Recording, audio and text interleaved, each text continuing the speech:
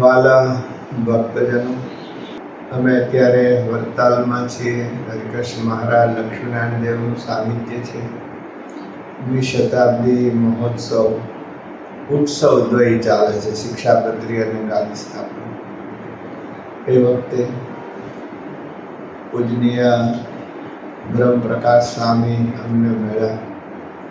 એમણે હમણાં સુંદર ગ્રંથો લખ્યા છે. સદગુરુ ગોપાળાનંદ સ્વામી ઉપર તો 3 ભાગ લખ્યા, અને એ જ રીતે એમણે ઉત્તર હિન્દુસ્તાનના જે શ્રી મહારાજના ચરિત્રો છે, જે બહુ ઓછા સાંભળવા મળે, એનો પણ સુંદર દળદાર ગ્રંથ તૈયાર કર્યો છે. બ્રહ્મપ્રકાશ સ્વામી સ્વાધ્યાયશીલ સંત છે, સીધું સાદું જીવન છે. વિશેષ તો એમની પાસે જે રેફરન્સોની યાદી છે એ ગજબની છે. સંશોધન પ્રિય હોવાથી જે વસ્તુ લખે, પ્રામાણિક રીતે લખે એવો અમને વિશ્વાસ છે.